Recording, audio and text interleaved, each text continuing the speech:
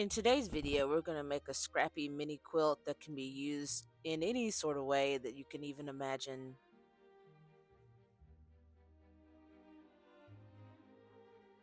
This particular one would look great on the wall. Let's get started. First, you're going to get some cotton batting. You could use a different kind of batting, but I got this from the thrift store, so I don't really even know what kind it is. But I grabbed a handful of my scraps and I just started attaching them to the batting because I love a nice scrappy project and I love to use them in any way that I can. There's a couple different ways you can attach your scraps to the batting. I'm doing it by directly attaching it, but you could piece them together and then attach. Either way, whatever preferred way that you like.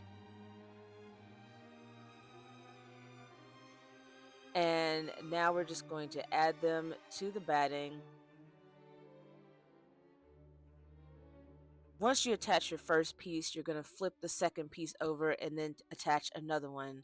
Now, if I were a proper sewist, I would have an iron and I would probably iron it, but I'm a little chaotic, so I like to do things a little differently.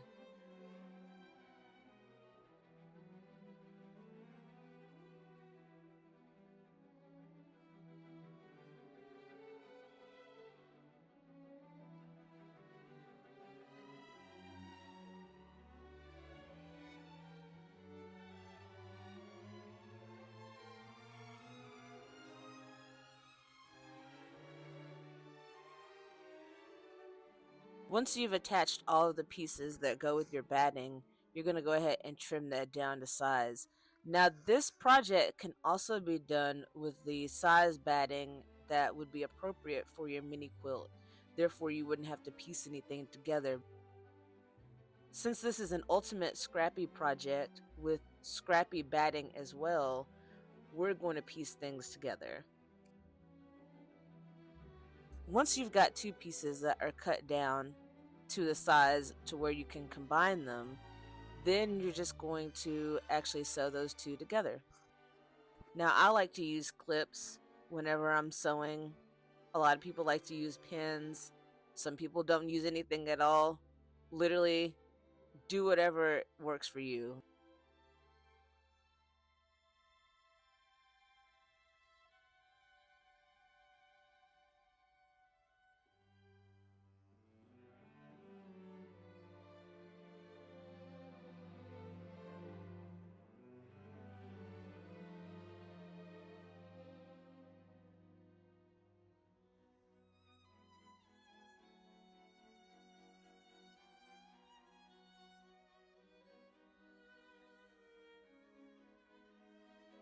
And this is what it's going to look like once you combine those two sections.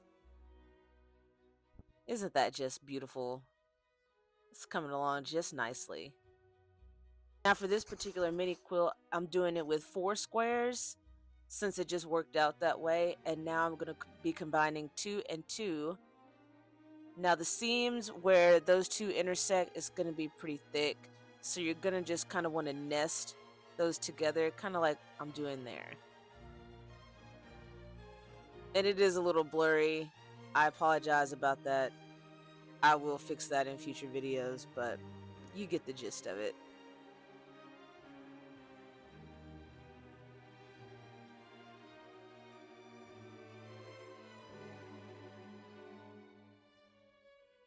Now, this is what you're going to end up with. This is what the front of your mini quilt looks like.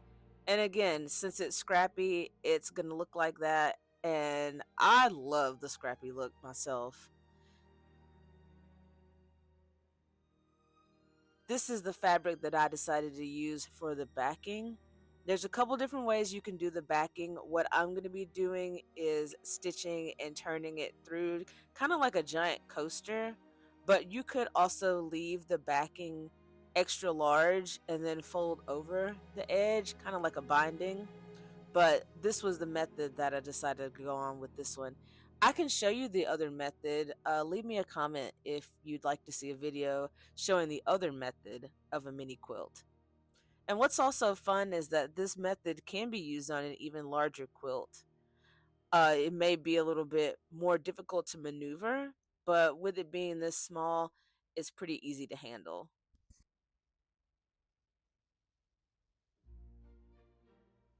And here we go with the pins. We're going to bust those out. And what we're going to do is we're going to pin all the way around the edge of the mini quilt. We are going to leave a spot open so that we can turn the whole thing inside out at the end. Okay, the section in between where these clips sit, right there in that section, we're going to leave that open. Do not sew that part. We're going to sew all the way around the edge.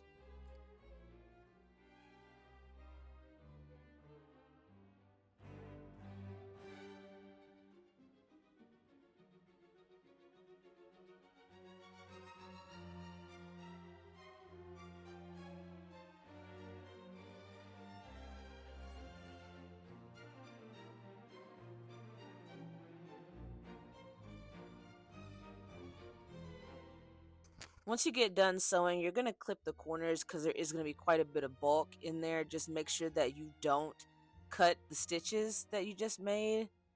Else it's going to come apart once you turn it inside out.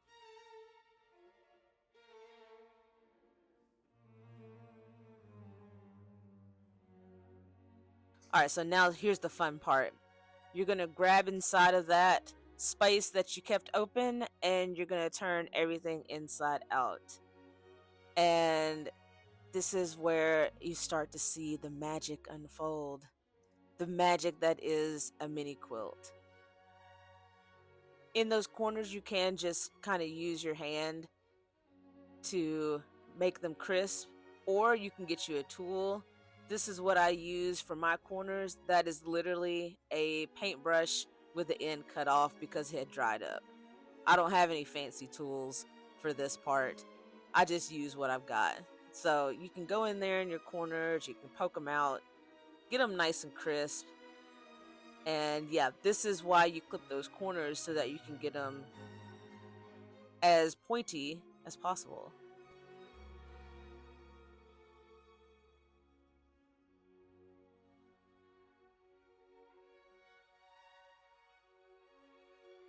Now that spot that we left open, what we're going to do is we're going to take some of our clips or our pins or whatever that you like to use, and you're going to fold that over so that you can close it with a top stitch.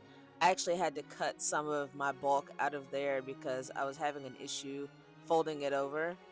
But yeah, once I cut that, I got the clips on there and then I was able to do a top stitch.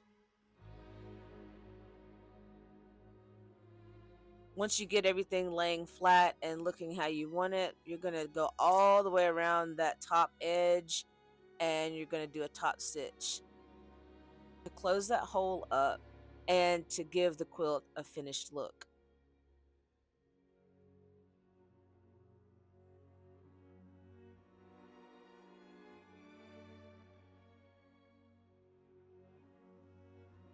And once you get it off of the machine that last time, here is your finished product. Now, isn't that just adorable?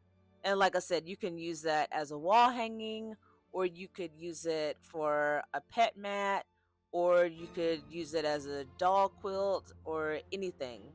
And you could even go a step further and you could do some quilting lines or some quilting patterns on there, stitch in the ditch, things like that. But we're going to keep it simple and leave it as is.